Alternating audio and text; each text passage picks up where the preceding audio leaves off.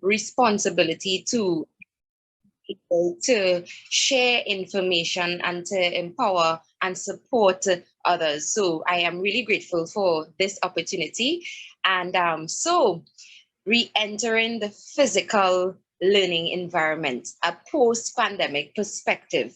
So the overview, what can you expect? So this webinar was really designed to psychoeducate participants about the core fundamental strategies that are required for successfully re-entering the physical learning environment within the post-pandemic context. And you know, that sentence, it's a really long sentence, and so too is the process. It's a very long process, and it's a very dynamic and intricate process. Re-entering the physical environment. And, you know, a lot of thought has to be put into how do we successfully re-enter? Because we can re-enter, but the question is, are we successfully re-entering? Are we re-entering, taking into consideration the psychological fallouts, the emotional fallouts, the academic fallouts that would have been created within the context of the COVID-19 pandemic?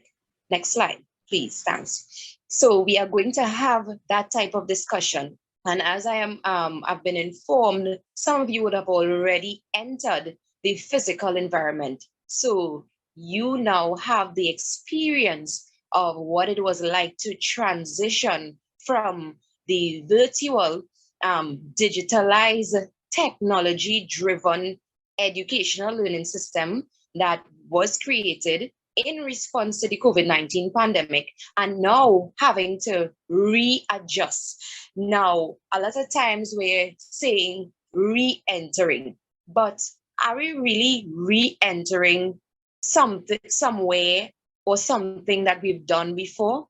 Because I think that the COVID, a lot like all pandemics, what they do is they shake the very core of existence. They shake the very core of systems and philosophies and culture, etc. So after all of that shaking, are we really returning to the foundation that we knew, the fundamental values or systems that we knew?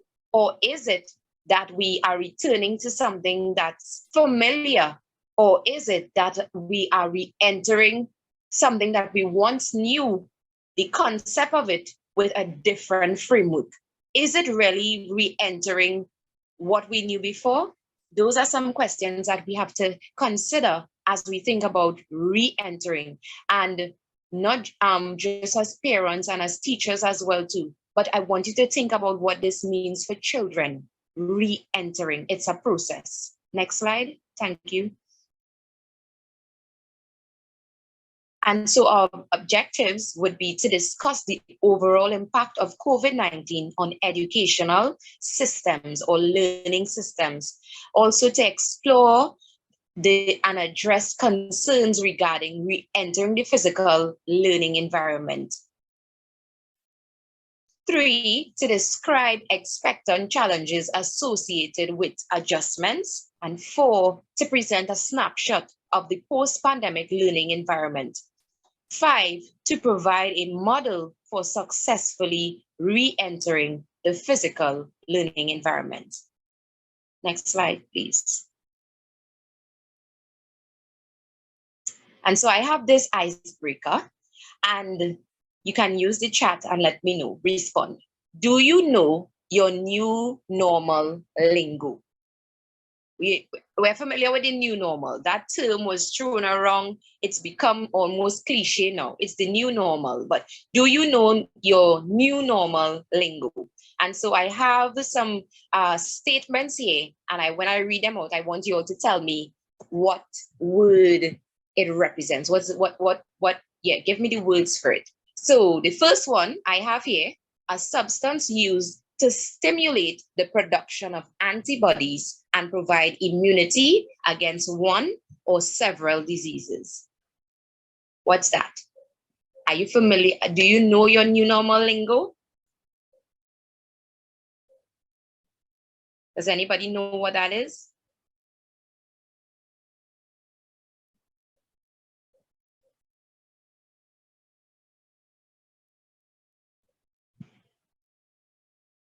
Let's see. You could feel free to use the chat if you can.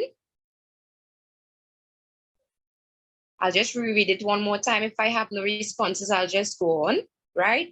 A substance used to stimulate the production of antibodies. Yes, thank you, Ms. Jacob. Yes, vaccine. Very good. Thanks so much. A disease prevalent over the world, over the whole country or the world. What's that? A disease prevalent over the world or country, the whole world, sorry, or country. What's that?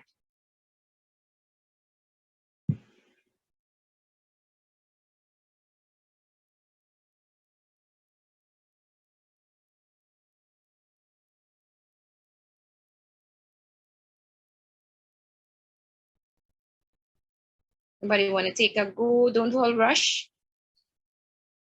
Yes, thank you so much. Thank you. Yes, that's a pandemic. Moving on quickly, the practice of maintaining a greater than the usual physical distance to avoid direct contact with people or objects in public places. Does anybody know what that is? Do you know your new normal lingo? Yes, social distancing. You're coming in quick with the answers. I love it. To make clean and hygienic, to disinfect. What's that? To make clean and hygienic, to disinfect. Yes, yes, yes, yes. Yes, sanitize. Moving on nicely, very nice. A protective way covering the nose and mouth or nose and eyes.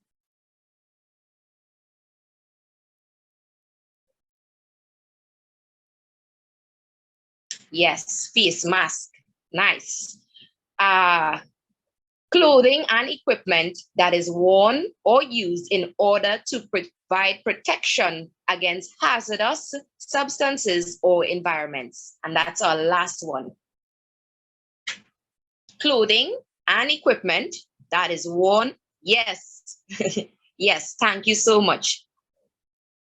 Thank you so very, very much. Yes, yes, PPE, or personal protection equipment. Thank you so much for your participation.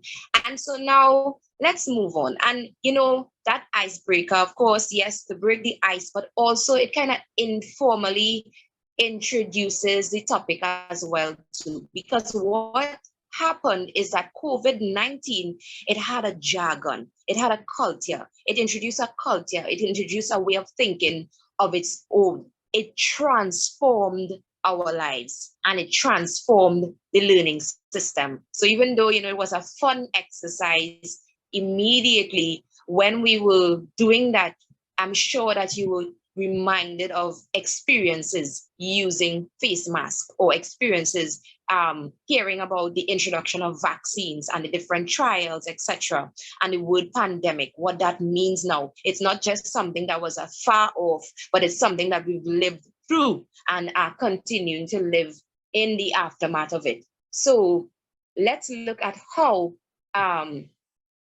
COVID-19 transformed the learning systems. Next slide, thank you. And I have an excerpt here, I just want to read it. And it says, the COVID-19 pandemic set the tone and the order for political policies. All right, so you have it affecting at the macro level, government, businesses, as well as at the very micro level, day by day tasks. So it's cross-sectional. The statement, be guided and informed by the COVID-19 protocols.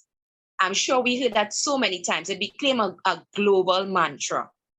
Its onset saw a dramatic shift in the learning and educational systems. And this was necessary to maintain equilibrium. So we had to adjust, or there would be negative fallouts. But even though we adjusted, there are still negative fallouts. Within a matter of 2 years, The world witnessed the falling away of a traditional and physical education system and saw the emergence of a digitalized and technology-driven learning system. The entire education system, along with the lives. And so let's take this into consideration. It's not just the education system, assessments and teaching strategies, curriculum, but along with the lives of those directly connected to this ecosystem. And I like to call it an ecosystem, the school community, which teachers, our parents, and our children were interrupted. This caused immeasurable disruption of the lives, learning, and well-being of children around the world. Global school closures in response to the COVID-19 pandemic presented unprecedented risk to children's education, protection, and well-being. And we've lived through that. Next slide.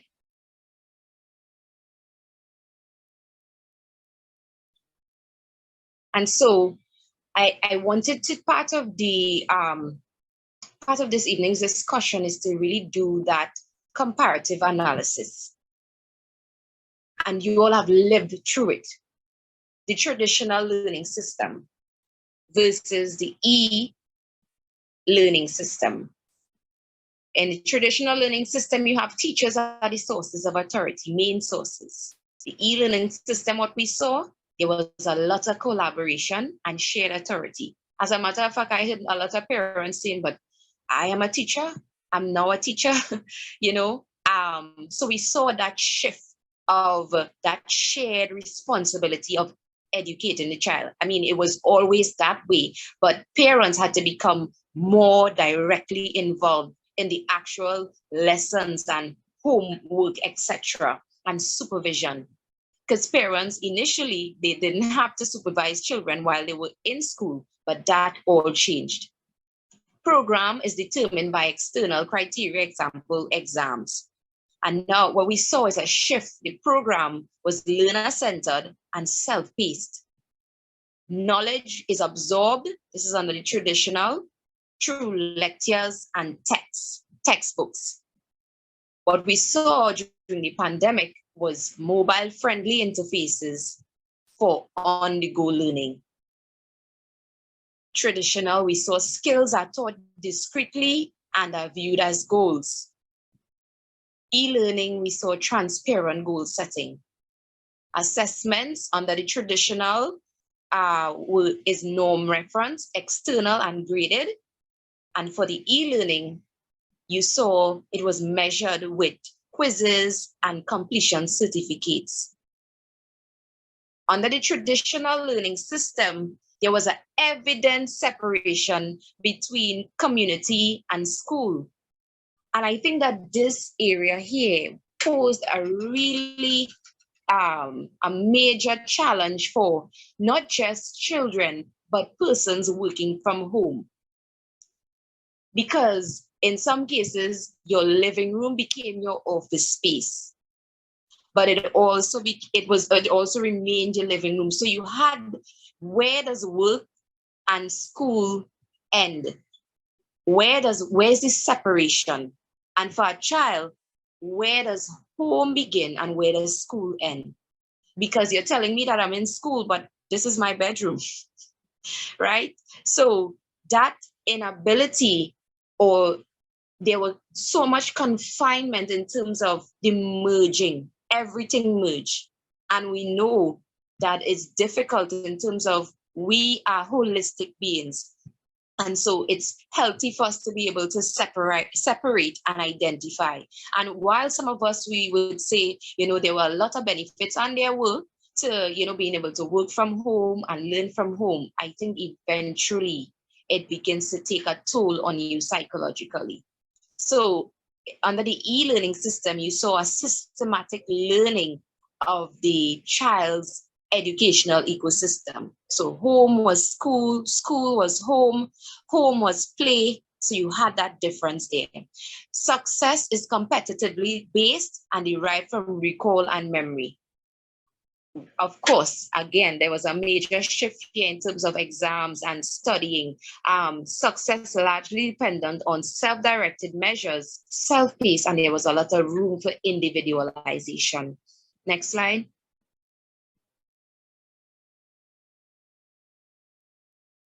And so what was found is that in terms of the difference, or when you're comparing learning systems, it's important to look at stratification, orientation, and governance. And of course, when we think about stratification and we think about the traditional system, there is a lot of stratification there.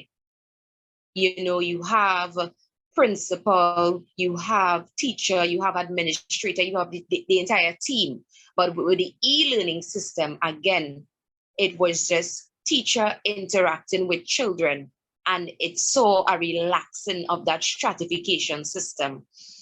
In terms of orientation, again, you have this sense of shared, where it relates to the e-learning environment, you had this sense of shared space as it relates to children being at home and children being able to play and children being able to interact and socialize. And this was very different as it related to the physical environment, where a lot of the activities were guided, supervised, and informed governance, and we would call it supervision in this context. Children had to, in most cases, supervise themselves in the absence of, or the inability of, a parent to be present. Whereas in the physical learning system, you have children being consistently supervised by teachers. Next slide. So we covered that. Next slide, thank you. So, of course, challenges among school-age children. What are the psychosocial challenges among school-age children? How did COVID-19 impact the way in which they think, the way in which they feel, the way in which they behave, and the way in which they act? Next slide. Next slide, thanks.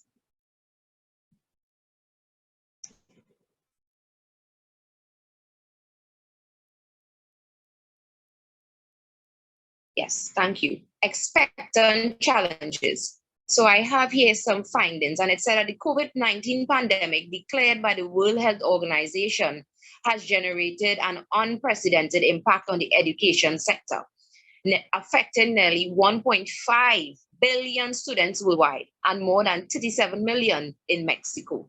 And so it's not surprising then that you would have negative psychological fallouts.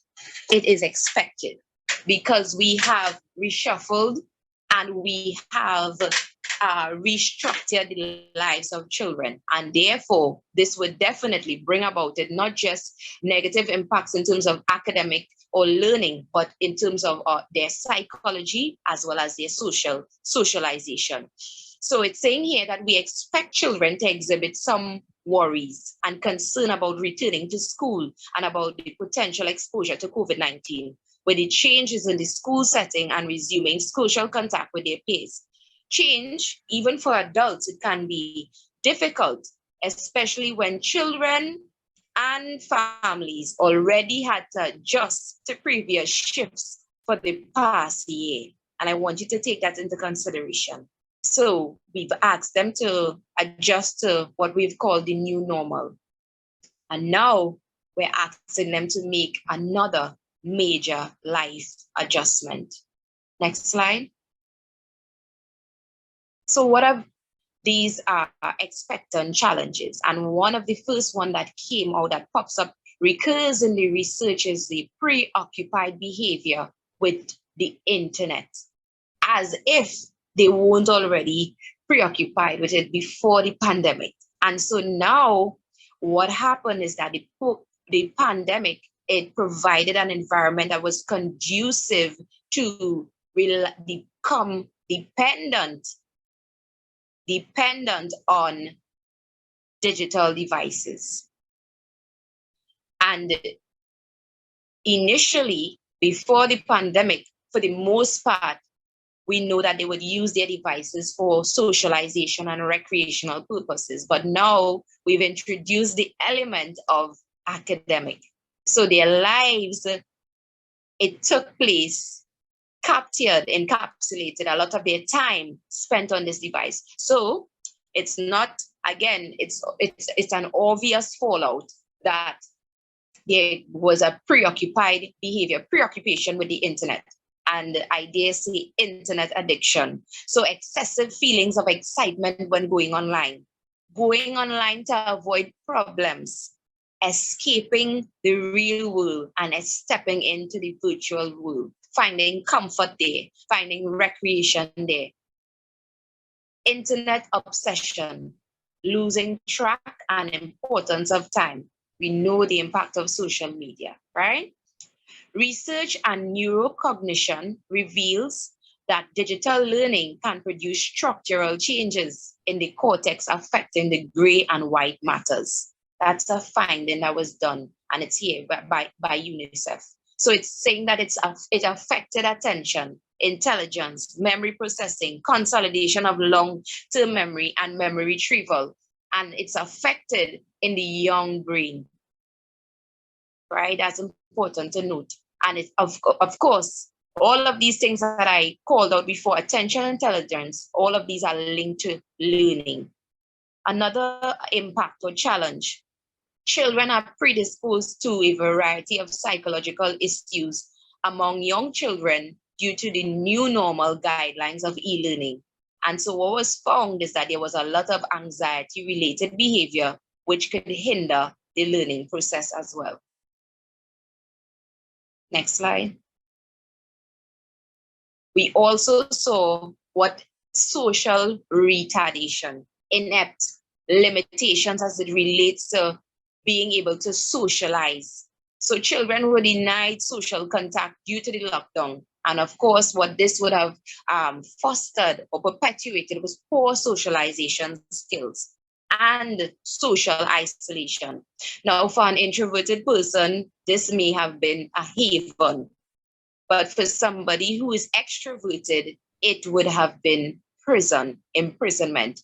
And so you have that going on there. Behavioral problems. And I found a finding that it says that the parents who are also equally stressed out and added to the worsening of these behavioral and psychological problems in children. Previously, few studies found that anxiety, depression, irritability, mood swings, inattention, and sleep disturbance are fairly common among quarantine children. Right? So those are some of the behavioral problems. 3, exposure to inappropriate content. There's a lack of safety and security on the internet. And as much as, parents or teachers, we try to supervise them. There are so many opportunities or so many opportunities just at the click of a finger, you are exposed to an onslaught of poverty, and you have the issue, not poverty, pornography, and there's also the issue of cyberbullying. Next slide.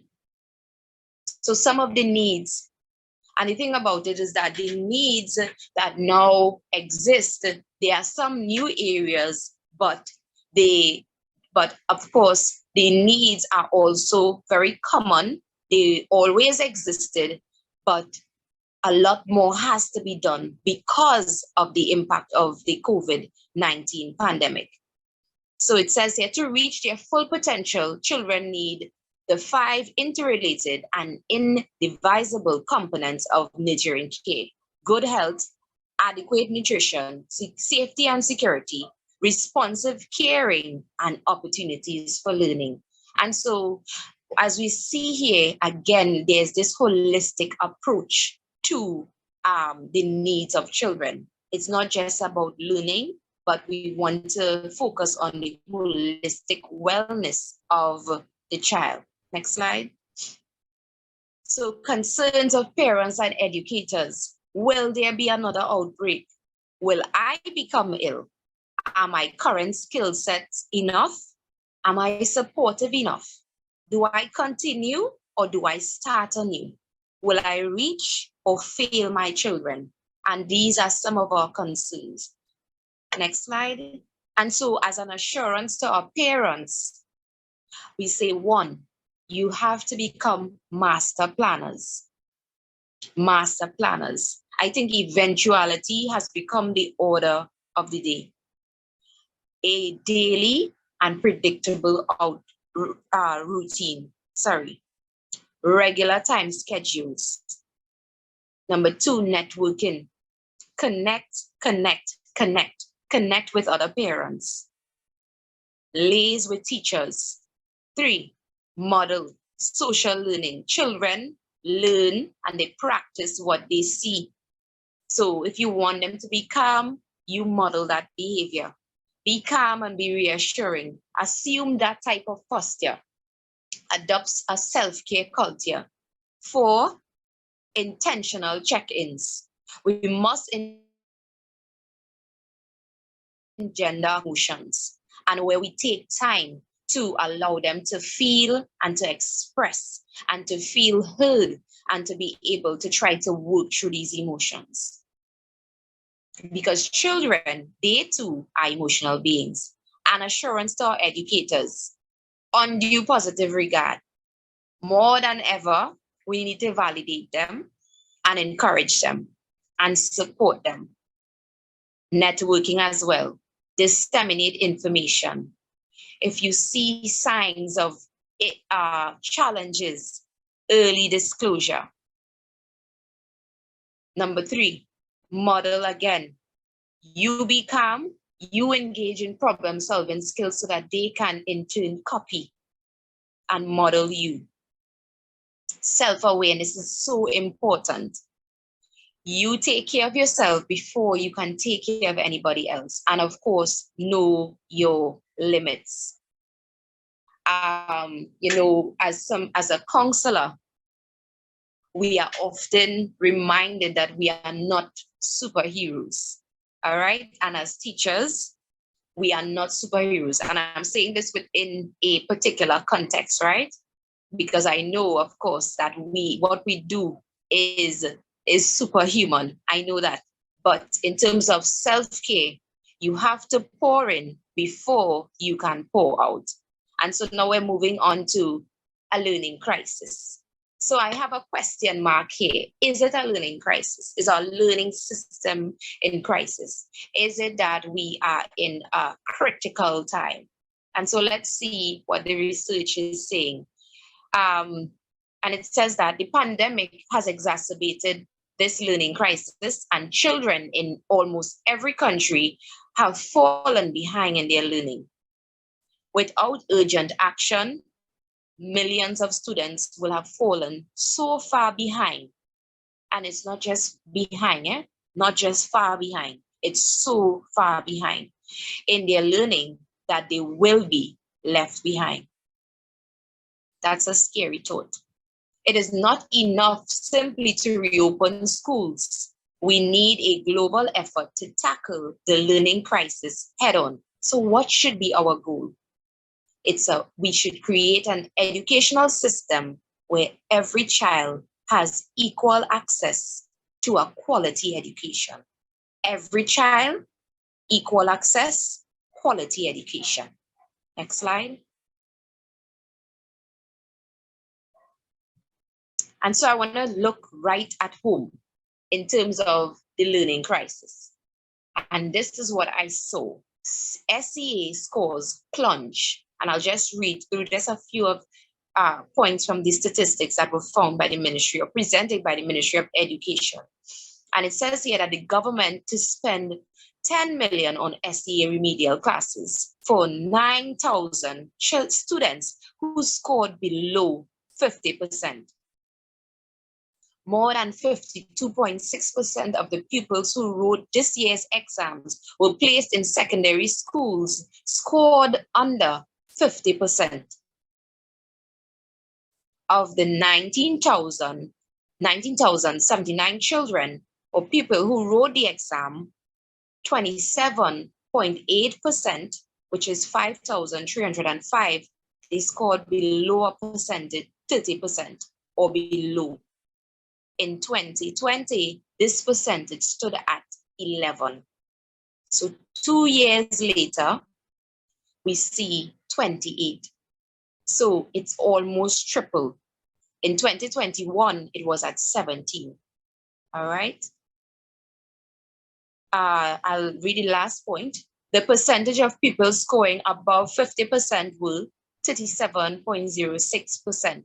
And this showed a decrease from 63% in 2020 and 52.49% in 2021. The statistics are scary. Let's move on to CXC.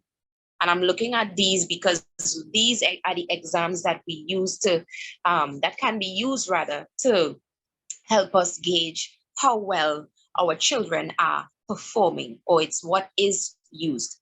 And so we have David Abdullah in his statement. He said that thousands of students, particularly those writing SEA, so he's making a prediction because the results aren't out yet, would not have had access to good internet, a dedicated device to benefit from online learning, and may have had challenges with parental supervision to ensure that they logged into their classes and do the necessary work. So it is his view that those who traditionally would have been left behind, remember the findings of the UNICEF, who would have already been left behind as a result of this inequality in the education system, and because of the inequality, coupled with the inequality in the socio-economic system, they will be thrown in the bamboo and are going to be in a much worse situation in terms of the pass failure rate for this CSEC exam. So again, we see that the challenges that existed prior to the learning, prior to the pandemic, it was exacerbated by the pandemic. Next slide, thank you. So for partners and policy makers, we need urgent actions, especially to reach marginalized children, those that are left far behind. And for teachers, as if you all didn't have responsibilities or a lot of responsibilities before, there is a need to go above and beyond, or should I say, even more above and even more beyond, because I know that we have dedicated teachers who already do that. So children now depend on teachers to help them, quote unquote, catch up on lost learning. Let's remember that term, lost learning. So there is need for training and support, not just for children, but for teachers and for parents. Now more than ever, we need to find support for children during this time and learn about parental resources that can be used to help equip our children. Next slide. So the question now is, we will come back, but will we all come back? Will we all come back? And of course, that's dependent on how we deal with and manage this crisis situation. Next slide. And so maybe we've never thought about it in terms of having to use the concept crisis management as it relates to education. But it is definitely a learning crisis.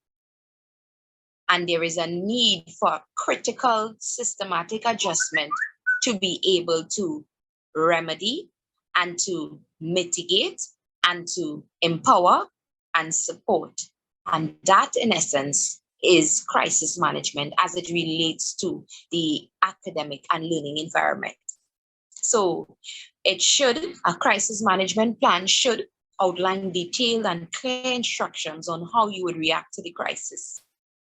Remember, I said it seems as though eventualities have become the happening or the order of the day. 2, the goal is to minimize damage and restore normal functioning. And remember, we are talking about lost learning where there's a lagging behind, learning about those children who have been left far behind. Is that learning forever lost? Will we be able to find them? Will we be able to reach them? So the goal is to minimize damage and to restore normal functioning. 3, which is critical, there needs to be assessment. There must be assessments to be able to identify the relevant services and resources that can counteract the risk and aid recovery. Next slide. So in terms of our strategies, and we're thinking about this in terms of academics, because a lot of times when we hear crisis, we think of natural disasters, hurricanes and floods, etc. But we need to be able to apply it or extend the concept of crisis management, to education and learning. So risk analysis, we must be able to do that. Response procedures, activation of protocols, communication strategies, emergency contacts, and post-crisis assessment. Next slide. So it takes preparation, prevention, identification, recovery, and monitoring. And this loop feeds into itself, it's continuous. So we prepare, we try, prevent, identify, recover, monitor. Next slide. So some do's and don'ts as you re-enter the environment. Do become the trusted voice. Do give the crisis your full attention. Do pull the trigger finger on your crisis plan. Do assess what you can do and what needs delegation. Remember, I said know your limits. Do find out the facts. Do think through every word. Do put people first. And what we don't do is minimize the situation. It's too blatant to minimize the fact that we are in fact, a post-pandemic learning crisis or learning situation. Don't let your fears of liability trump your humanity. Don't be only inwardly focused. Don't speculate until you understand the facts. Absolutely do not disappear. You are needed. Don't joke about the crisis situation. Next slide.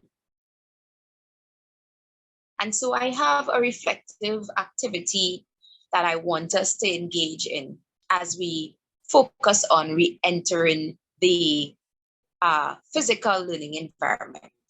And so we see a school child here, and she doesn't look too happy, jolly, jovial, etc. And I want us for a moment, if we can imagine that we are in school, we are children. And so I want you to take this mental journey with me.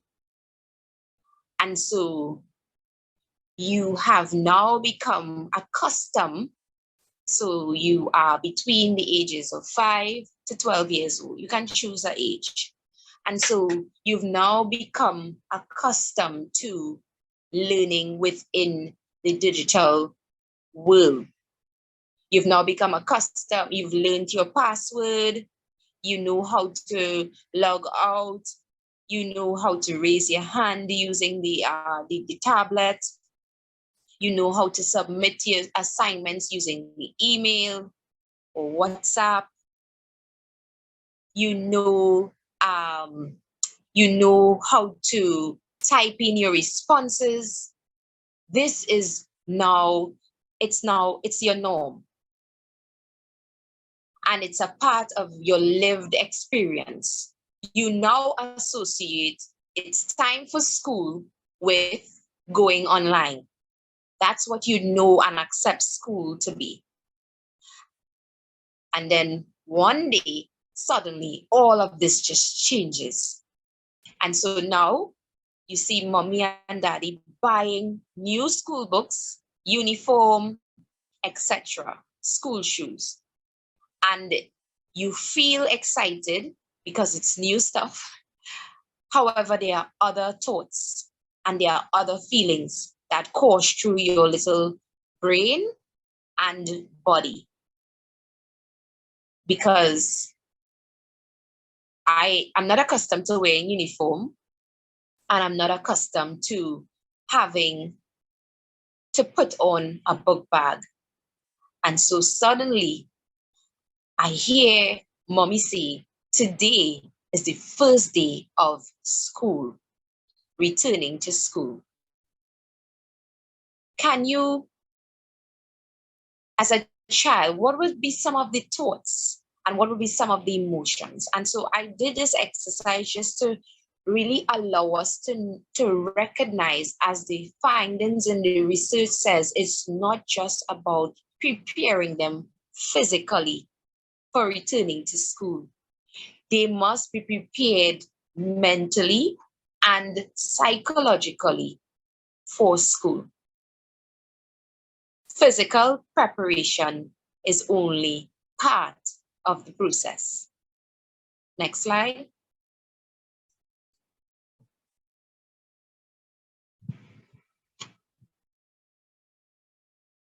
Next slide. Danger falls, sunbeam rises, only goodness, no surprises. Love my mama, love my home, television, telephone. What are they thinking? What do they say? Here's a toy, now go and play. Rise falls, big surprises. Oh my goodness, big surprises. Lost my mama, lost my home, washed away and left alone. What were they thinking? What did they say? Here's a toy, now go and play. Keep alive.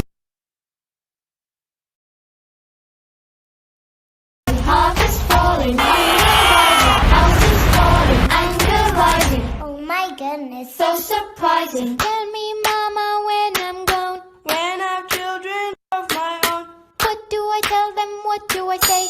Here's the bill, now go and pay. What were they thinking? How nice life is. What did they leave us? Climate crisis. Nobody asked us. No surprises. Nobody asked us. Somebody ask us.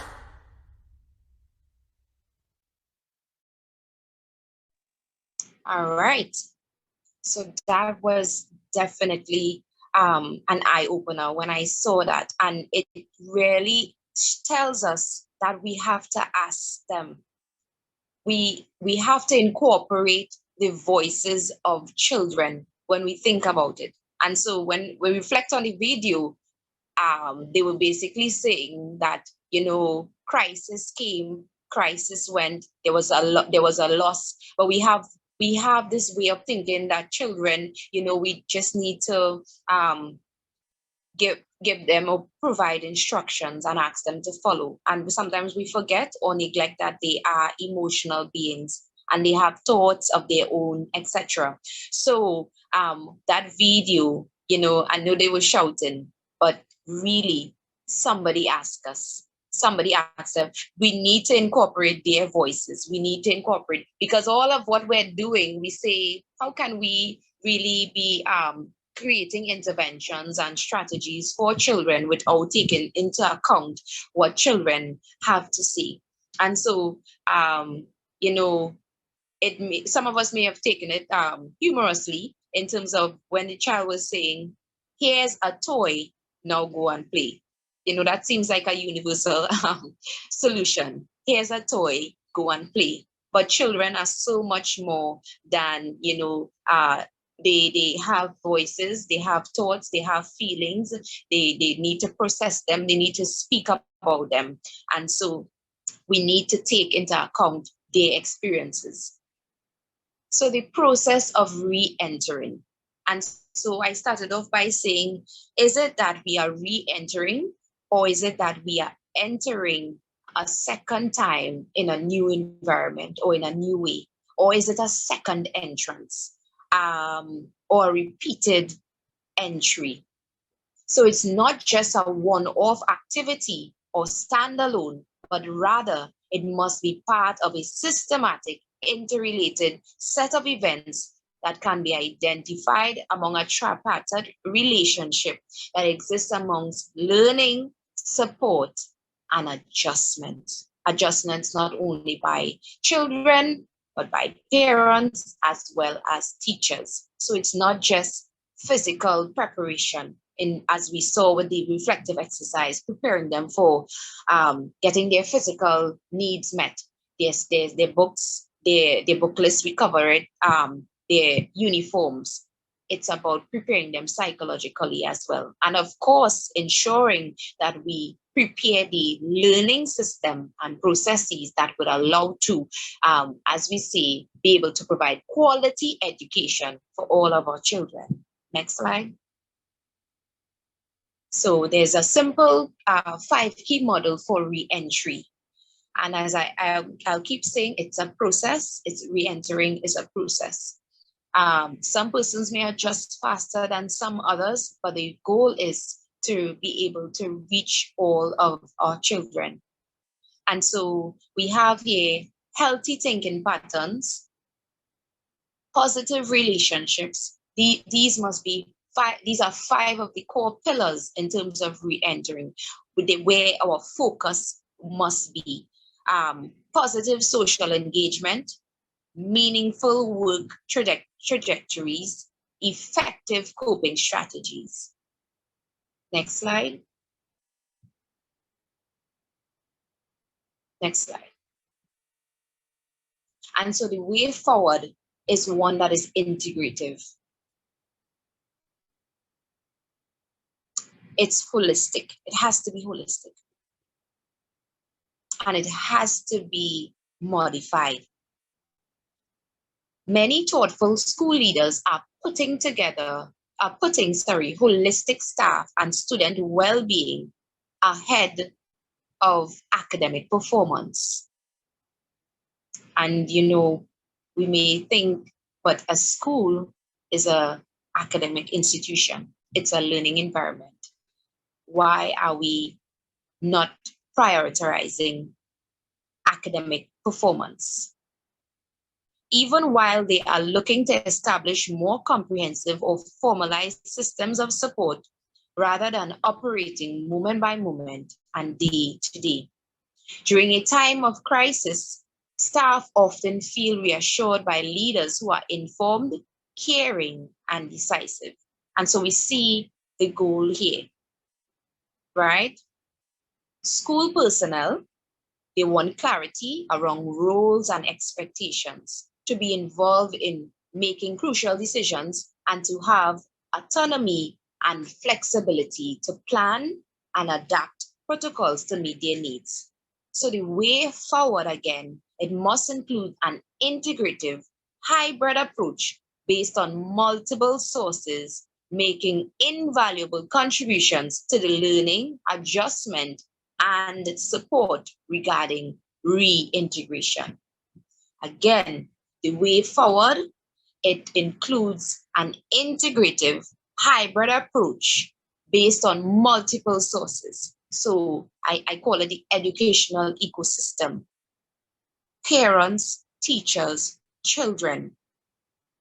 Integrative approach from multiple sources, making and we value all contributions. Remember those children who were shouting, somebody asked us?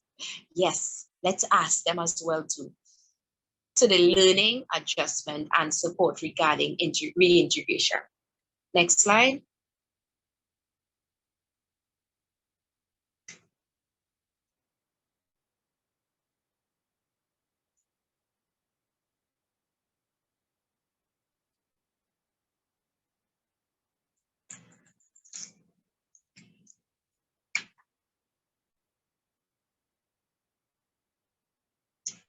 And so the UNICEF is calling on governments to reach and retain every child in school.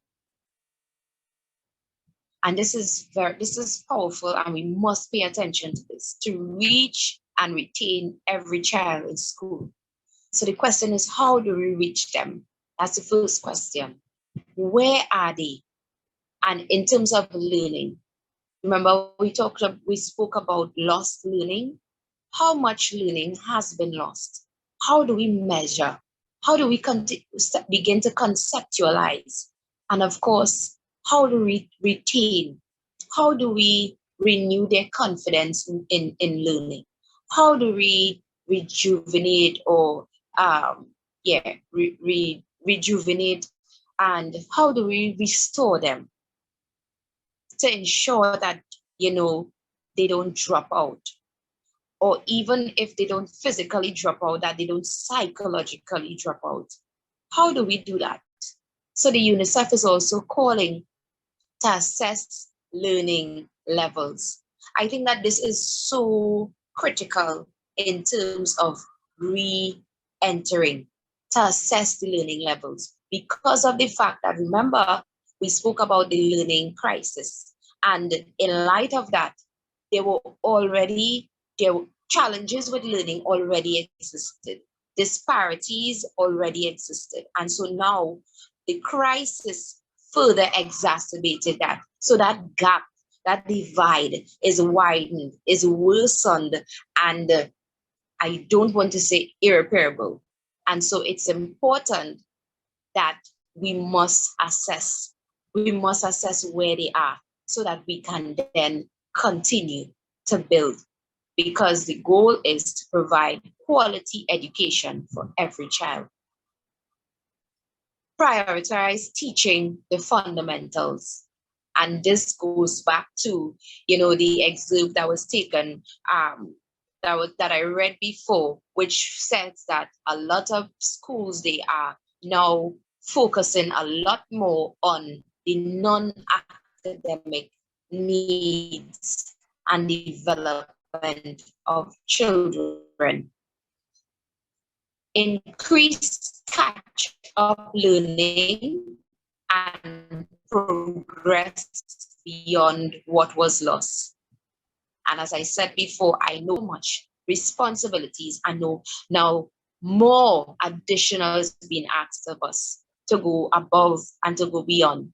So it's saying to increase catch-up learning and progress beyond what was lost. So we're doing some plus some more. Develop psychosocial health and well-being, so that every child is ready to learn. And that has to do with child. There are several dimensions of well-being. The academic and intellect is just one of them. What about the social? What about the physical? What about the psychological? What about the spiritual? What about those other aspects? And so if schools are institutions of learning, we must take into consideration the whole or holistic child. Next slide. And so what must be prioritized, what was found in terms of a model for re-entering? Safe operations. And so we have it laid out very nicely prior to reopening, part of the reopening process, and with schools reopening. So it really gives you a nice snapshot, kind of panoramic view of how do we approach this process. And of course, it's laid out here nicely, but I know to be able to actually implement and apply, it takes, it's really, really dynamic, and it takes steps. It takes preparation, prevention, implementation, monitoring, evaluation. Remember when we looked at that model of re-entering. So take that in, have that at the back of your mind while we speak about this area here. So we have to, prior to reopening, we have here, prepare with critical policies. Our policies cannot remain the same.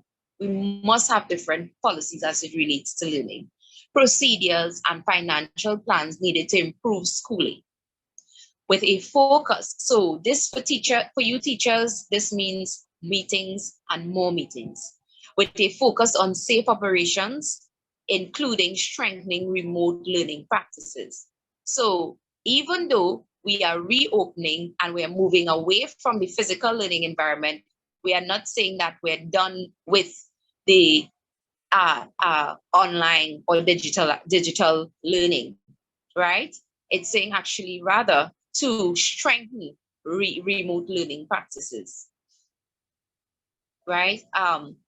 Part of the reopening process, adopt proactive approaches to reintegrate marginalized and out of school children. And I think we have to pay a lot of attention to those areas, those vulnerable and at-risk children, those marginalized group. We must be able to reach them, and those out of school children, because I mean, there was the digital environment. There was a lot of restriction in terms of the level of control that teachers had to be able to supervise children. A lot of children were left unsupervised. That is just the harsh reality of it.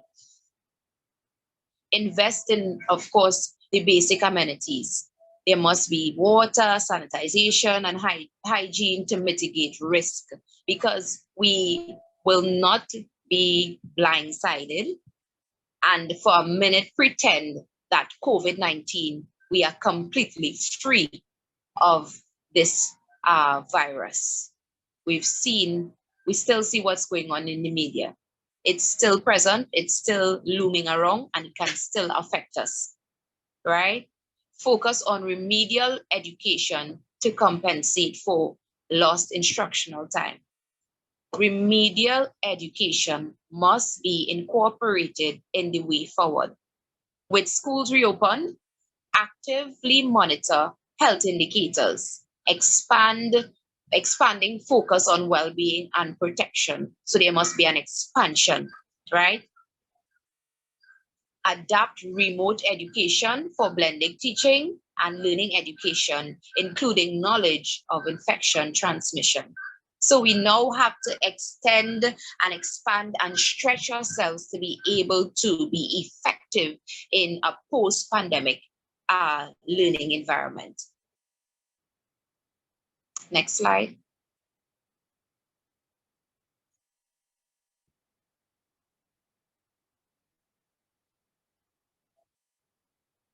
Focus on learning. Prior to reopening, so we prepare with critical policies, of course, and plans to reopen school with a focus on safe operations, including strengthening remote learning practices. And we also have to, of course, adopt practices, and again, it's stressing here, to reach marginalized children. So we must focus on marginalized groups, at-risk groups, vulnerable groups, as well as those groups that would have lagged behind. And the way to do that, I'm seeing that being packaged in remedial development, remedial training. That must be a part of the way forward, right? And of course, with schools reopen, there must be assessments. A lot of times it's important to do, the pre-test, post-test. So as soon as they come in, to get that sense of baseline, where are they at? Measuring and assessing the level of education or the level of learning, or being able to assess just how much learning has been lost. Next slide.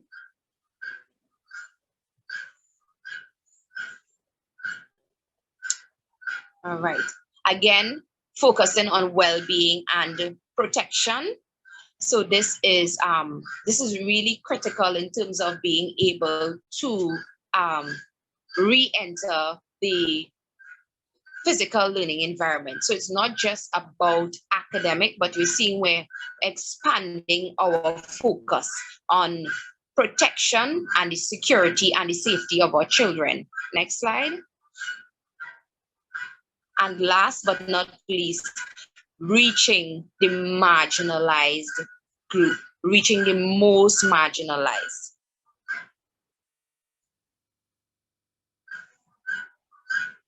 Yes, Vivi.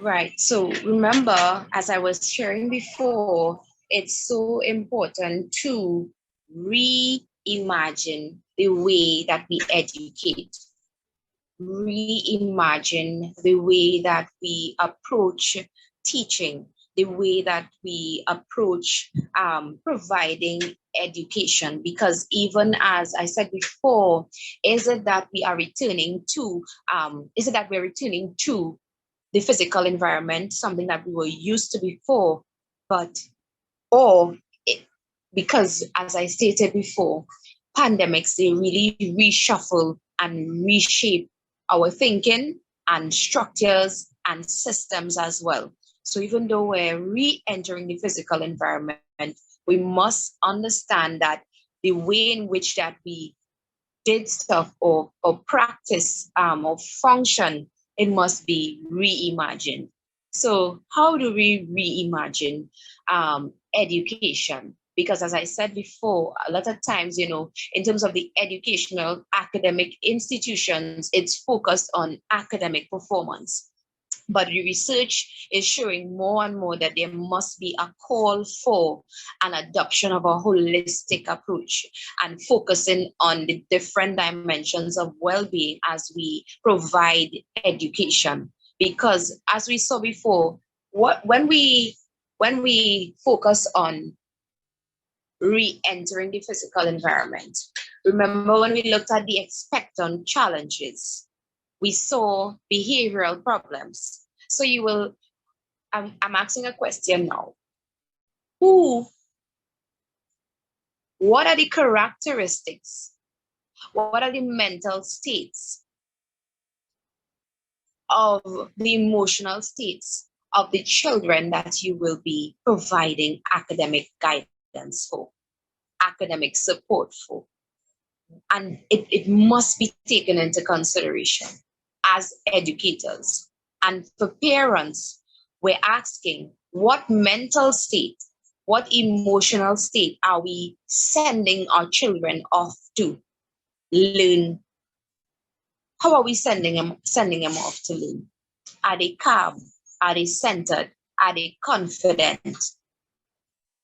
And so for our teachers, the question I'm asking is, who is sitting in your classroom? Who is sitting in your classroom? Is it a child who had support? Because these are some of the dynamics that you'll be faced with. Or for those of you who have already had experience with re-entering the physical environment, have already had challenges of facing with, in terms of, you would have a child who throughout the pandemic learning, they were afforded the opportunity to have access to reliable devices, and they had ongoing supervision, and they had support. So you would have had, this child would have been able to, with challenges, of course, been able to successfully adjust to the digital learning environment. So you have that category of children that you will be teaching. But then you would have another category of children, and they would be the ones who would fall within the at-risk or vulnerable population of, socioeconomic disadvantages. And so in a household, there would have been 3 children, but 2 devices. But all children were required to attend online classes. However, mommy would have had to, at times, choose which 2 children would be allowed to sit in on class. And therefore, at some point in time, every child knows that it's a culture within the home that on one day, I am not allowed to attend the classes. And so now you are introducing the disparity. You're introducing that gap there. So now you have that child returning into the physical environment, a child who, not because they did not want to be in the classroom, but they were not able to be in the classroom. So then you would have that category. And then you have another category of children who did not want to be in the classroom and who chose not to be in the classroom. So you have those children who they probably logged on, turned off their cameras, and went about living their lives while they did not engage in the learning system and learning online. So you have that learning, you have lost learning occurring there. So the two categories that I spoke about with socioeconomic disadvantage, you have lost learning. Lost learning not by choice, but lost learning because of environmental circumstances. And then again, in this category where a child refuses, and probably because of poor supervision or a lack of supervision, you have that child choosing not to enter the class. You also have lost learning occurring there. And what about lost learning that occurred because we have different types of learners? All children, they learn differently. So some children, they can learn well visually. And so a digital learning platform would be ideal or more suitable or suited to them. Some children, they are hands-on learners. What about those children? What about those children who are hands-on learners and they, regardless of the creativity, regardless of the dedication, regardless of the support given by both teacher and student, and parent, that child, because of the fact that they learn hands-on, kinesthetic learners were not able to grasp lessons, were not able to grasp concepts. Again, we have lost learning. And so you have another group of children. What about those who were always disadvantaged in terms of having learning disabilities that were probably undetected, undiagnosed, unchecked, and now exacerbated during the post-pandemic because of the digital learning system? So we have different types of learning strategies. So you now have someone, say, with dyslexia, and you're asking them to read and to write. And of course, this poses a challenge to this individual. So you have lost learning occurring in a lot of different circumstances. Lost learning occurring, and now these children are now coming back into your classroom. They are all coming back into your classroom.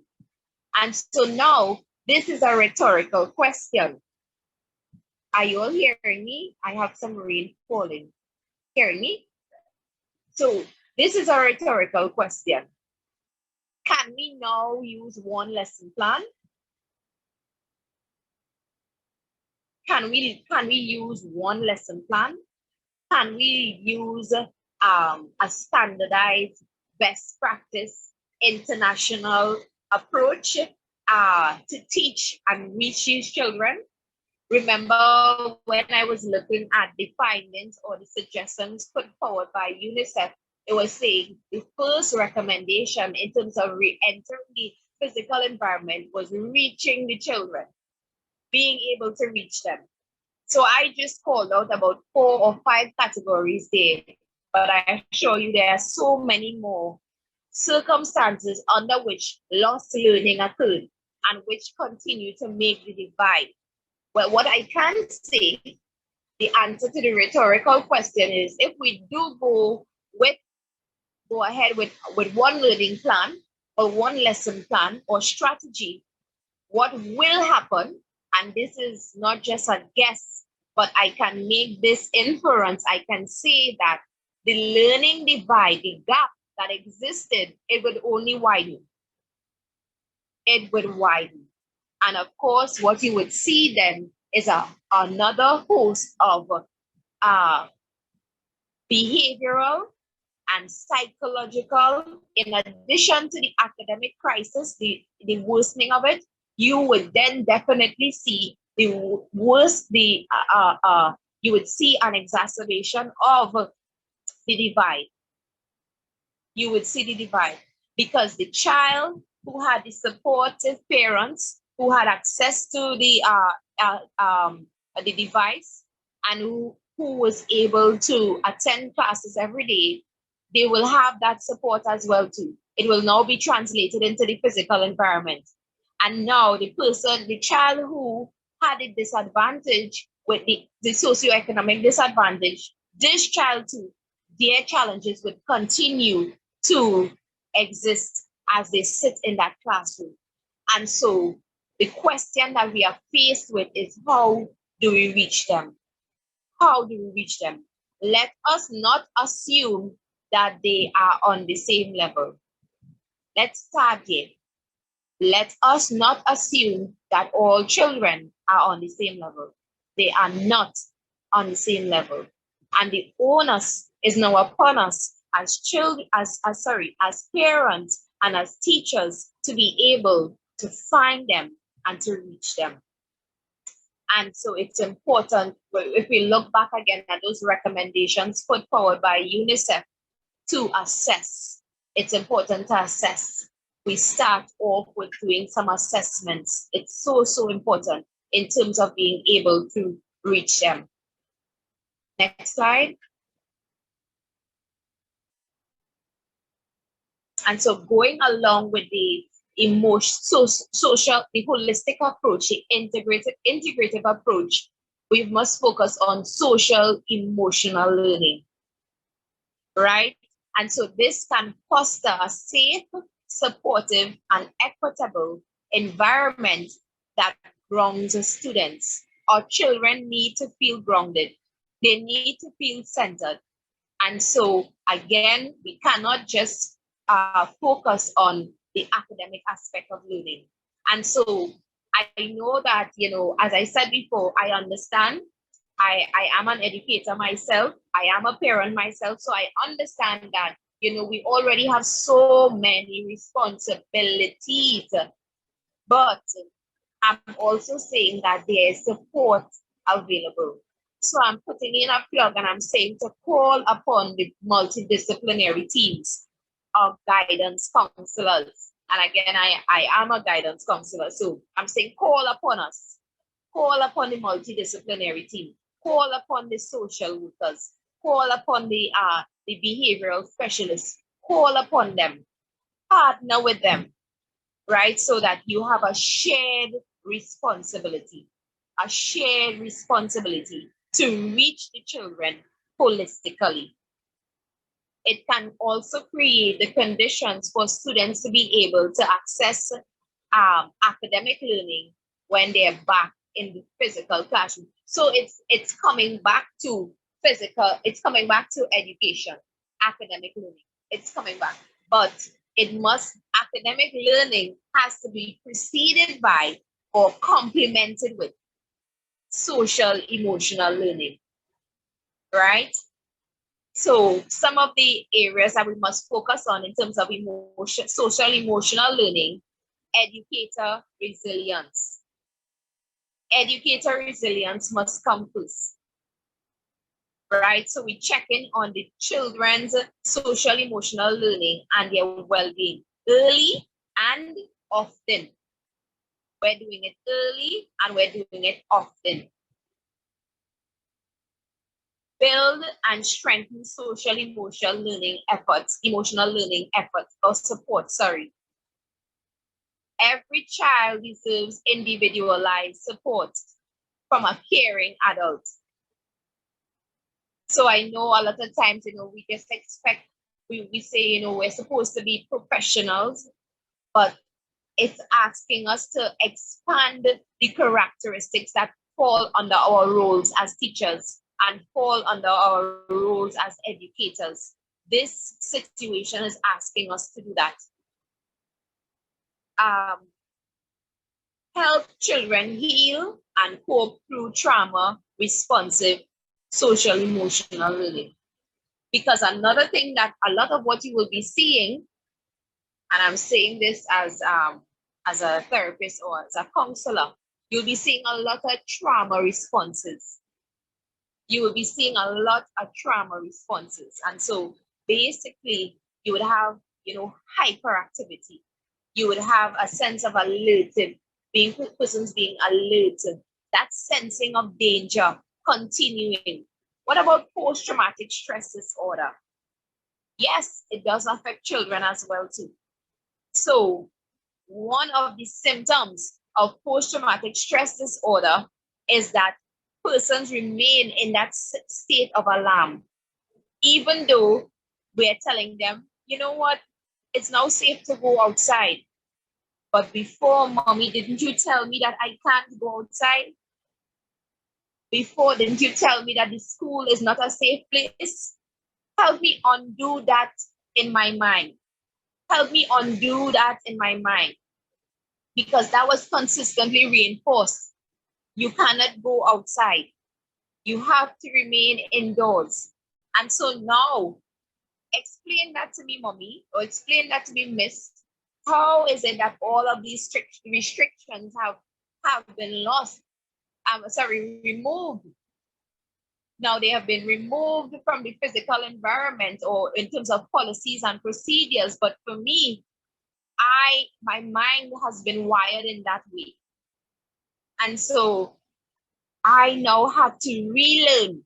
I have to unlearn and I have to relearn. And so you will see those trauma responses. You will see persons still feeling as though, or what about those in terms of sanitization and washing of hands? You will see trauma responses. So keep an eye out, keep an eye open for them. You may see it as, you may not understand it, but look out for those trauma responses. What about persons who would have lost persons during the pandemic? Life is different. They now have to become accustomed to live in the absence or with the absence of that children. So you have children coming in here with a myriad of psychological issues. And so trauma responsive. Partner with caregivers and community organizations to smoothen the transition for children. Partnership. Partnership. I want to say no parent is an island. No teacher is an island. Partnership, that integrative approach, it is critical. Next slide. Psychological well-being. And it's not that we want to, we're asking teachers or we're asking parents to become psychologists and to become, counselors. But you have a responsibility now to focus on the, more than ever, to focus on the holistic well-being of your children. So if it is our emphasis is to be able to successfully transition into the academic or learning environment, we must also address issues that are affecting learning. And of course, our psychological state, our psychological well-being, this affects learning. So therefore, we must look at it. We must take it into consideration. Or we can partner with those who are able to assist our children. We can partner with them. We can incorporate it into our learning and our lessons plan. Simple 15-minute segments or showing a video about, psychological wellness. So we begin to sensitize our children to that holistic sense. You would have some children who would just focus on, academics, or their parents may just push for focusing on academic, but we must begin to sensitize our children to see themselves as multidimensional beings with different aspects of self that needs to be attended to. So we have to focus on their psychological well-being, their thoughts, feelings, emotions. So to do this, we're seeing here maintaining well-being. Mental health is a state, mental health state. And so states are subject to change. States are always changing. Mental health exists on a continuum. Therefore, you have the positive and you have the negative. You have healthy and you have illness. And it's affected by a lot of extraneous factors. Personal resilience, personality, factors within the environment, support, levels of stress, etc. And so it has to be maintained. So we must now teach them strategies to maintain their well-being. Let them know too that, on some days you will feel better than other days. And so what can I do then to maintain our well-being? So these are some conversations that we have to have with children, teaching them about self-care, teaching them just about identifying their emotional states as well too, in identifying how they feel, etc. Feeling safe and secure. It's important for us to understand too. Remember when we looked at that video in terms of reimagining education? And so we saw, I think it was a really, really creative way of depicting and encapsulating that whole experience with COVID-19. And it showed, that child being in isolation, and it encapsulated fear and confusion, etc. And so, of course, the child's level in, feeling safety and security, it was eroded. We felt we didn't feel safe. We felt exposed. We felt vulnerable. We felt at risk, and so too the children. So now, how do we help them feel safe? How do we help them feel secure? And ways of doing that, I say, be transparent with them, be open. Of course, having age-appropriate conversations with them. Also, you want to ensure that routines help them feel safe.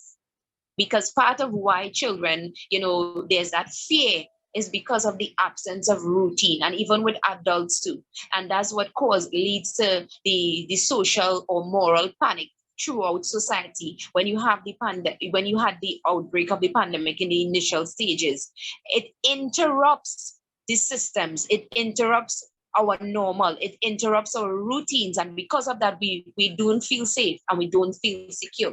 So if we want to make our children feel safe, introduce routines, introduce schedules and plans, and incorporate them in it. and that helps them to stay safe, or feel safe and secure rather. Staying connected. And it's so important to focus on this because, of course, we've all been quarantined. And so, as I said before, persons would have seen this or experienced this differently. The quarantine period. However, it's important. We are social beings, and so at different degrees, we require social interaction and social engagements, socialization, right? And so relationships. So we want to activate some support groups, have age-friendly spaces that needs to be incorporated. And last but not least, managing difficult emotions, managing anger, managing fear, managing sadness. We have to allow them to be able to identify these emotional states and also teach them strategies to manage them.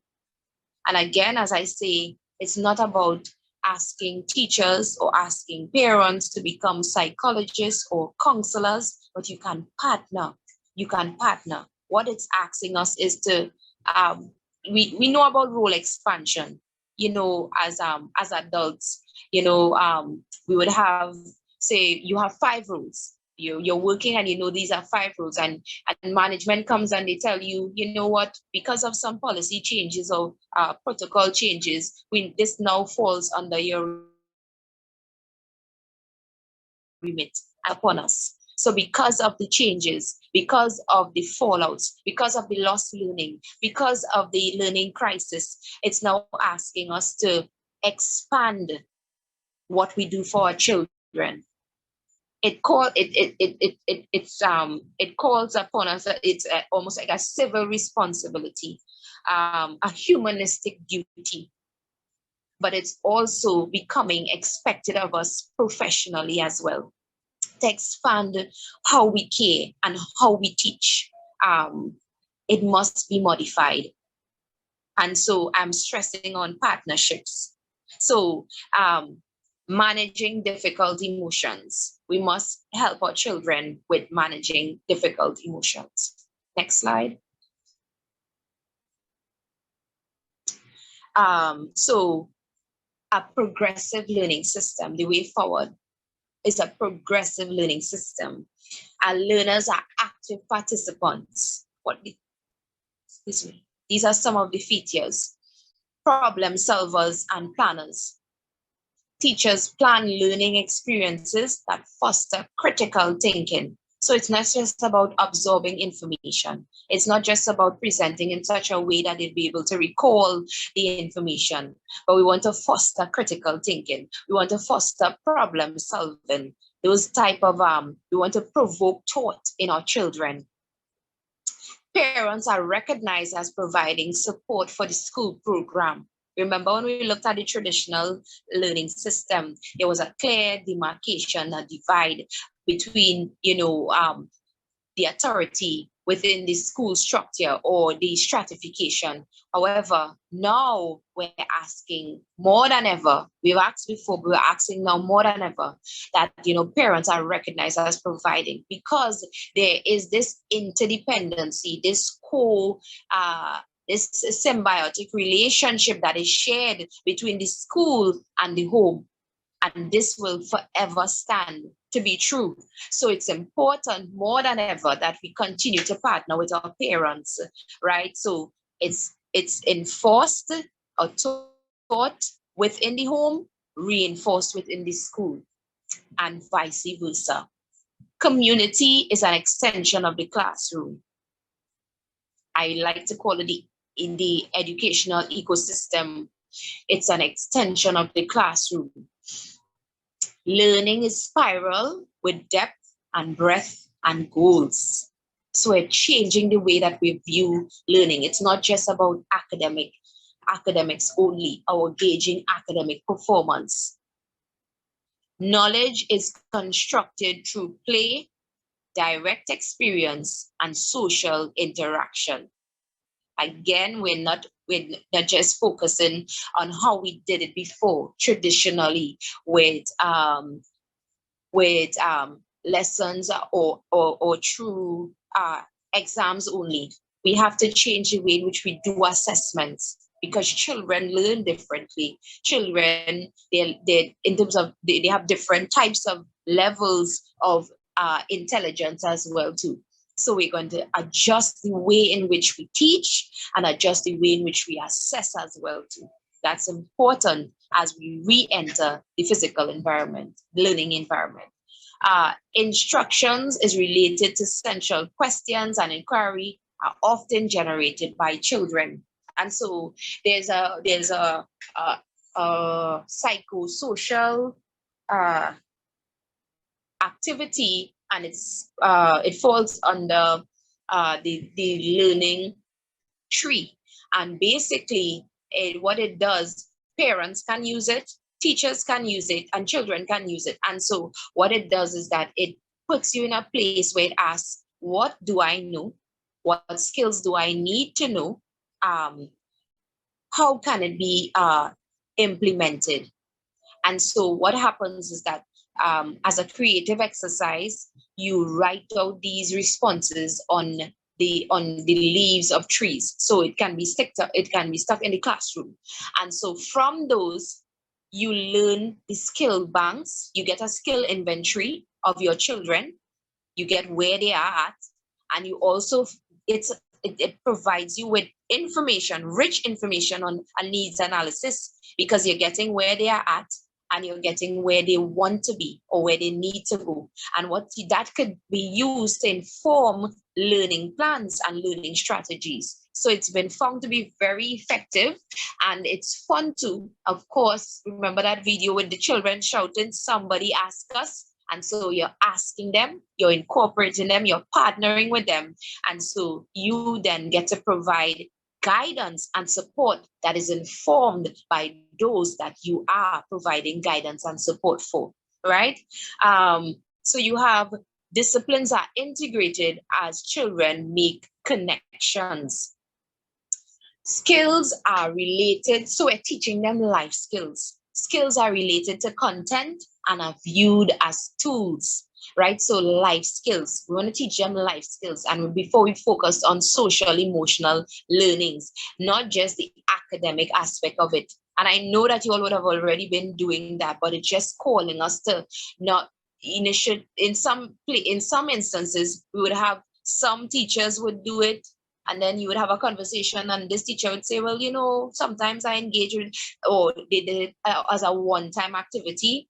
It now has to become, this is what I'm saying, it has to be streamlined then. It has to become streamlined and as a standard process in our learning system, right? Assessment is benchmarked and has many forms and is progress oriented. And I just want to stress, John, many forms. So we are providing quality education for all children, and when we say all children, it means that we have to meet them in different ways, right? Success is determined through application over time, through collaboration. So it's not just about memory recall and exams, but we're finding creative ways, different ways. Focus is not just on the end product. Let's focus on the process. Focus on the process as well too, the journey of learning. Intelligence is recognized as varied. This is so important. Includes the arts and is measured in real life problem solving. So it's about adapting and expanding. Next slide.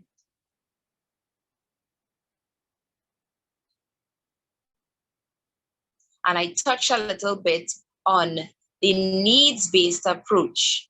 If we are to go forward and to be able to successfully re-enter the physical learning environment, it must be on a needs basis.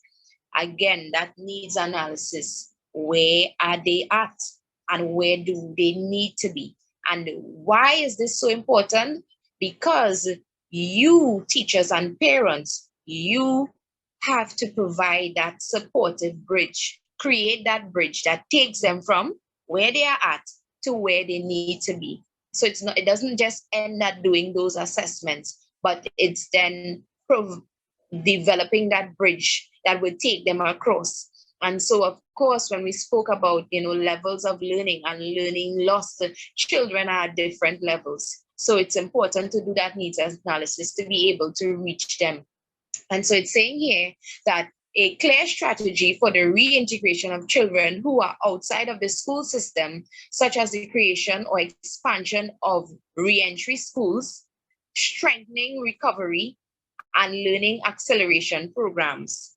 So that's a mouthful right there, but it's so important to create or expand re-entry schools. So re-entry needs to be, again, streamlined re-entry. And it's focusing on the marginalized, it's focusing on lost learning. Those are some of the factors that must be taken into consideration, and it must be remedial focused, right? Strengthening recovery and learning acceleration programs, because of course, if there's a lag, let's just think about it in terms of a lot of times if you are experiencing challenges, what you do is you put in extra. So because of the fact that there's a lag and there's loss with learning, we have to now focus as well as accelerating our learning progress. And the flexibility of the educational offer to adapt it to the needs of vulnerable populations, right? We must focus on the vulnerable. We must focus on our marginalized children. And so we're taking into consideration socio-educational support strategies, resources, and basic conditions so that schools can face the challenge of inclusion. So inclusivity is critical. And so when you focus on inclusivity, what this type of perspective says is that the barrier doesn't so much exist in the individual, but it exists within the environment. And therefore, environmental adjustments must be made to meet the individual where they are.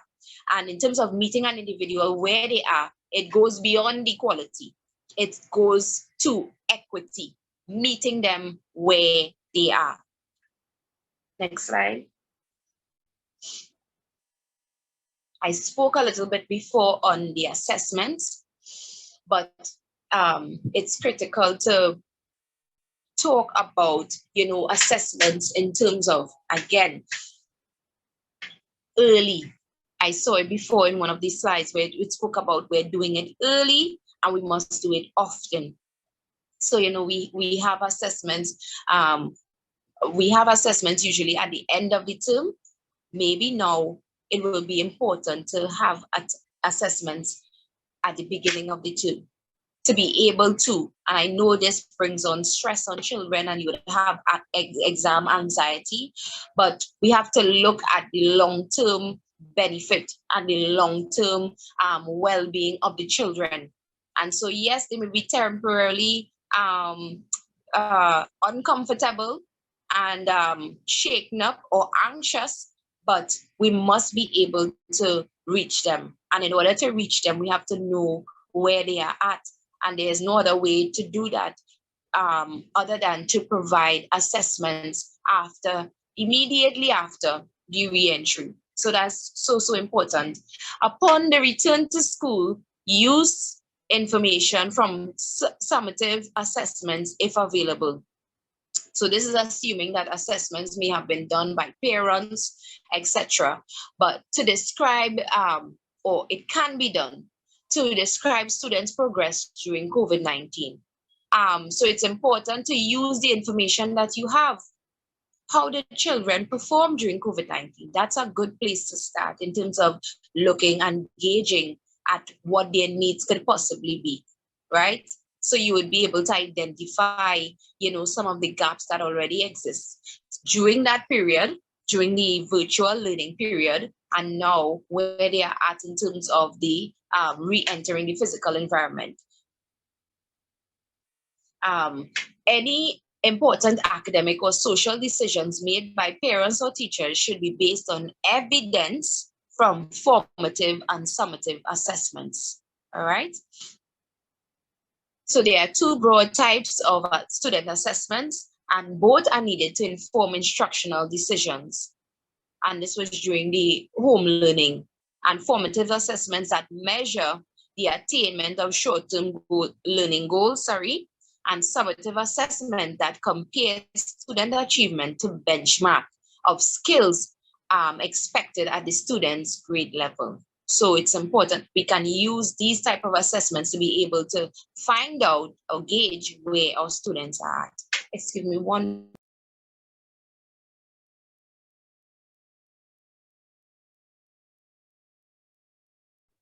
And while Mrs. Dean, oh, she's back. Lovely.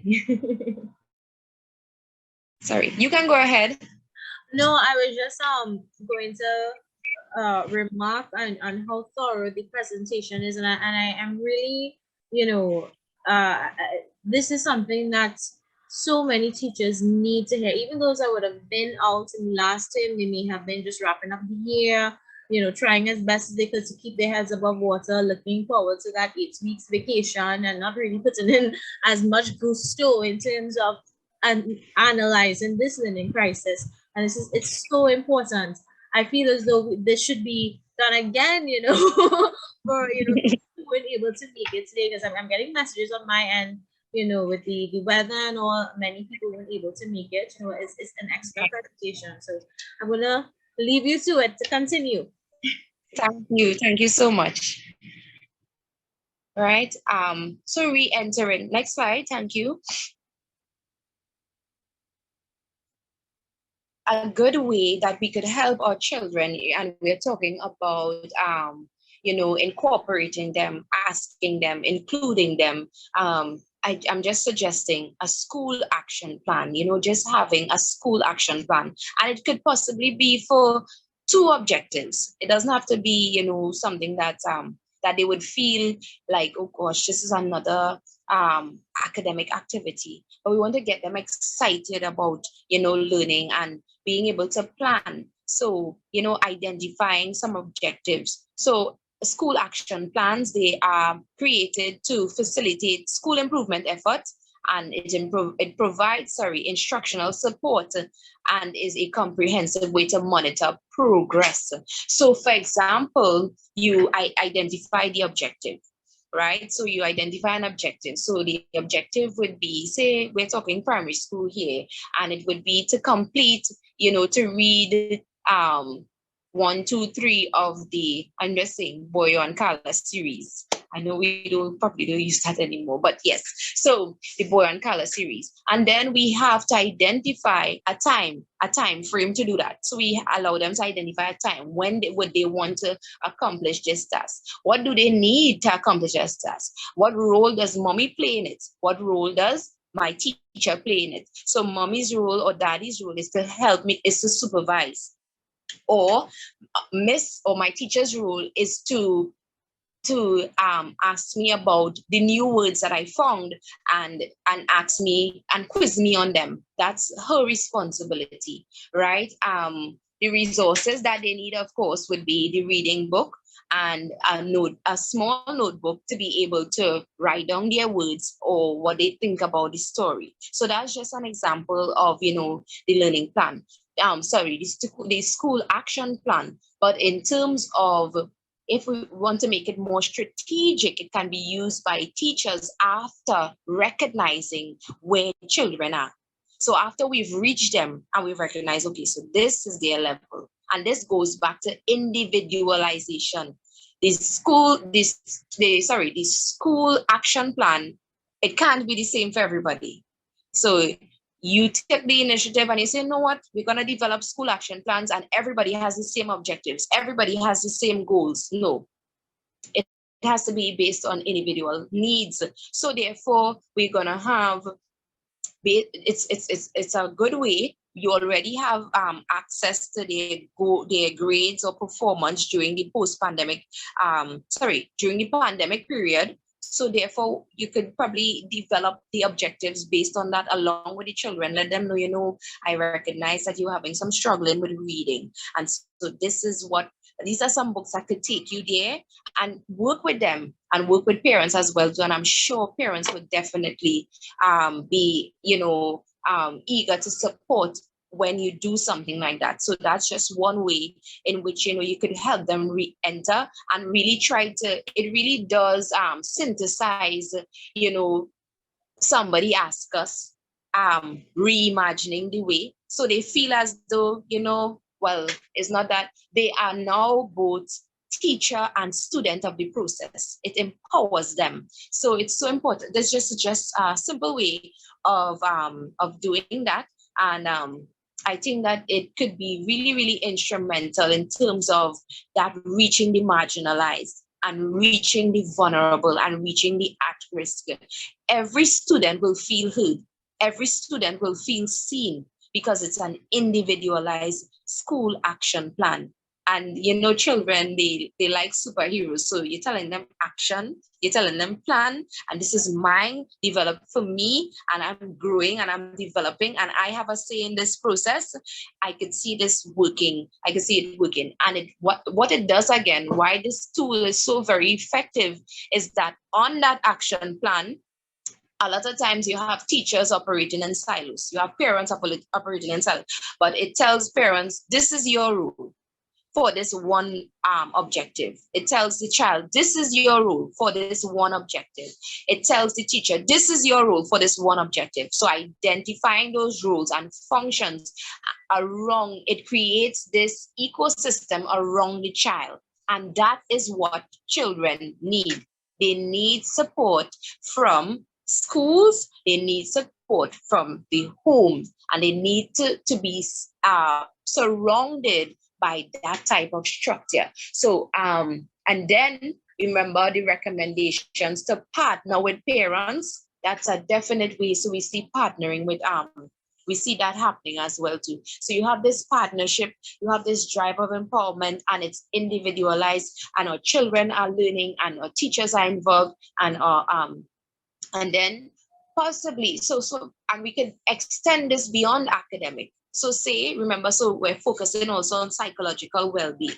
So we recognize that during the pandemic learning, we recognize that, somebody is not just shy, but they experience paralyzing anxiety. So one of the objective would be to learn socialization skills. And so now, remember I said, call upon the multidisciplinary team.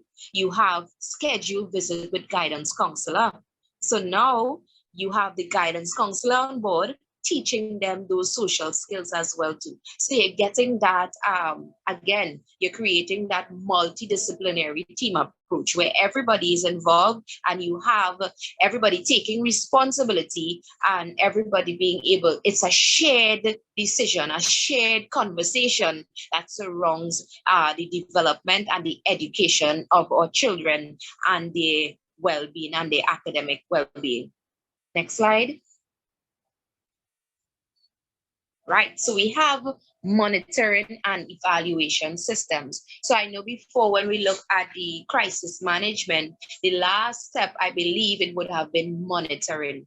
And a lot of times we forget that. So we could get excited with the innovation and the implementation, but then we leave out monitoring and evaluating. And even though it's probably the last step, it's a critical step nonetheless. Nonetheless, it's critical. Monitoring and evaluation systems are quintessential importance in the post-pandemic period. So as I said before, we want to use these pre-tests and post-tests, the school action plan that we identified, the multidisciplinary approach. And what does a multidisciplinary approach have to do with evaluation? It's looking at the child at different perspectives and different dimensions. So within the home, the parents would have access to rich information that we don't see, right? Within the school environment, of course, teachers, the information, the type of interaction, the behavior that you see manifesting you too, you would be able to inform, you'd be able to add to the evaluation. And then, of course, if you add on board your social or psychosocial support in terms of your guidance counselors or your social workers, you are taken into consideration, or you have rich information from expertise within the field of not just seeing the student, but seeing the person that is the student as well too. And so in essence, you're looking at the whole person, and that's what we want. We want you to see them as whole beings with that aspect of intellect, that aspect of emotion, that aspect of social, that aspect of spiritual, psychological, etc. You want them to be able to approach it in that way, a multidisciplinary approach in terms of monitoring and evaluating. So yes, their academic skills, are they progressing? And what this can tell us too, of course, we are interdependent. So is it that when the psychological and the emotional, it affects the academic or ability to learn. So if we are able to address, for example, grief, and I want to just take some time to talk about, grief and loss and the way in which we view it. A lot of times you hear grief, you hear loss, you think the loss of someone or something, but persons, they grieve the loss of just the way of life, or a disappointment, and they go through grief. And there's a whole process. There's anger, there's denial, depression, bargaining, acceptance. That's according to Kubler-Ross. That's her stages of grief. And so you have children that are grieving for different purposes. Maybe they lost a friendship because of the pandemic experience. They, not because the person then refused to be their friend anymore, but because of the fact that, it just wasn't allowed. It just wasn't allowed.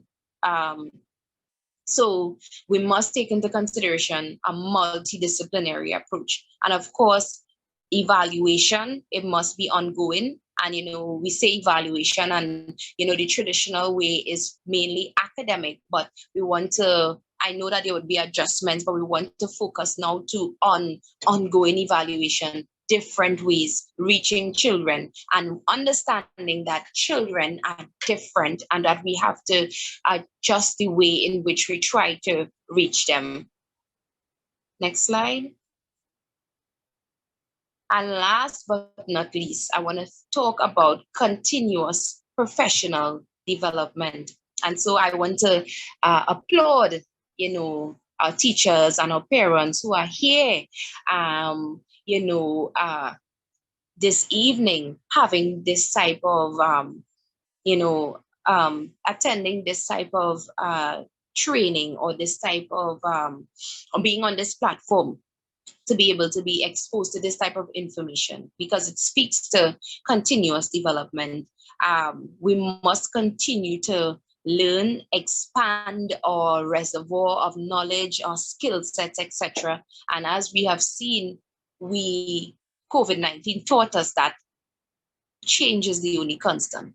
Or rather, it didn't teach us, but it reinforced the fact that change is the only constant, right? And so if we are constantly changing, then we must constantly be developing and consistently be learning, all right, and growing and becoming more empowered. So there's some areas for personal development, professional development, working towards becoming a trauma-skilled school. And so there's a whole approach entitled trauma-informed care. And it really, what it does is that it reminds us, or it focuses on the fact that persons, all individuals, have in some way, at some point in their life, been affected by trauma. And so the goal is to recognize that the prevalence of trauma and resist re-traumatization. it's a really interesting approach, and a lot of the first world nations, they have incorporated it into their workplace environments as well too. So they allow access to, mental health awareness training, and encourage their employees and members of staff to be able to access mental health assistance, right? Just to be able to provide that type of trauma informed care. So it focuses on the experiences of persons with trauma, and it also focuses on ways to try to avoid re-traumatizing them. And so that's important for us in terms of going forward. Because now for sure we know that all of our children, they have been affected negatively to different varying degrees on trauma as it relates to the COVID-19 pandemic. Be it if they've lost a loved one, if it's just that they would have suffered in social isolation. There were a lot of economic fallout, so parents losing jobs, trauma, right? Acknowledge and address grief. That's something that's critical. So for teachers, I want to say again, call on the multidisciplinary team. Make it a standard part of your procedure to say, you know what, my lesson is usually 45 minutes, an hour long. I'll give 10 minutes to a guest to come in and just talk about grief and talk about loss. And in the next 2 weeks, I'll probably invite somebody to come on and just talk about, healing and self-care. We want to also reestablish routine and connections. Networking is so important. Use mindfulness to teach self-regulation at school and home, right? COVID-19, it was an anxiety producing experience, right? It heightened tensions of anxiety to levels that are unimaginable.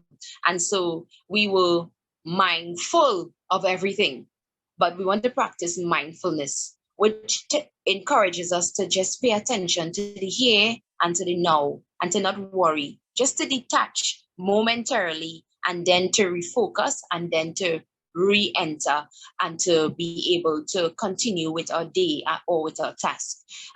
Create a vision for a better future. I know we are coming on the tail end of a pandemic, we say how we do that, but I do what I do because I am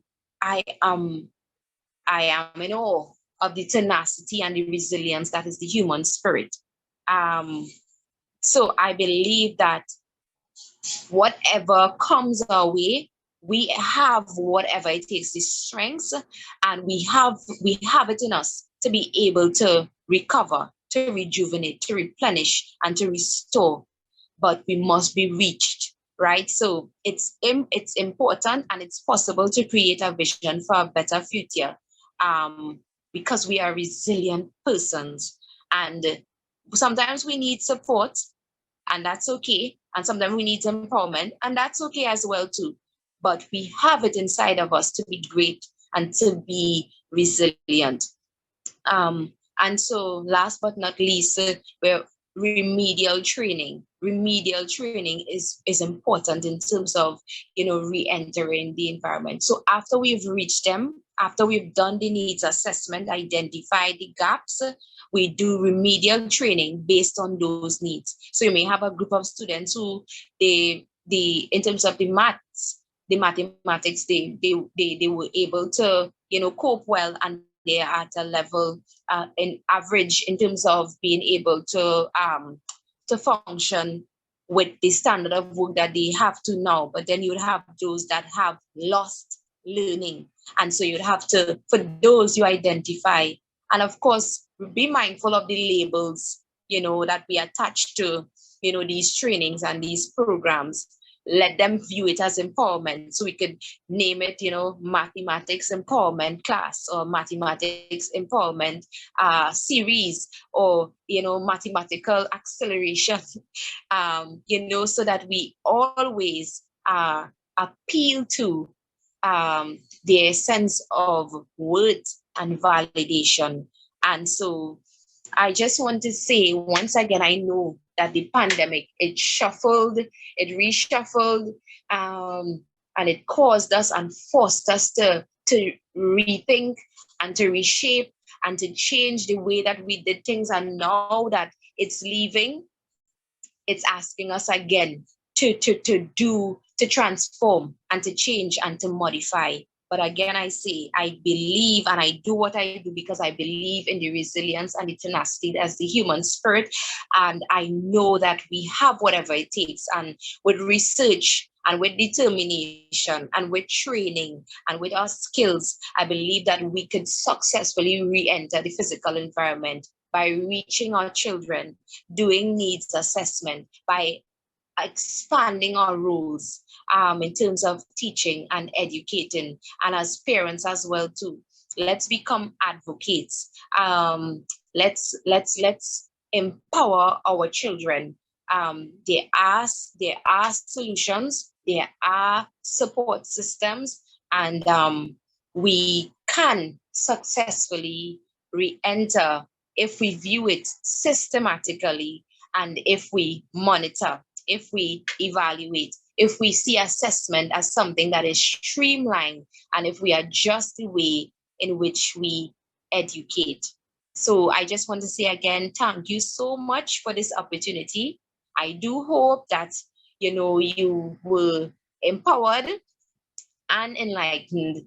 And thank you. Thank you so very much. And all the best as you re-enter the physical learning environment.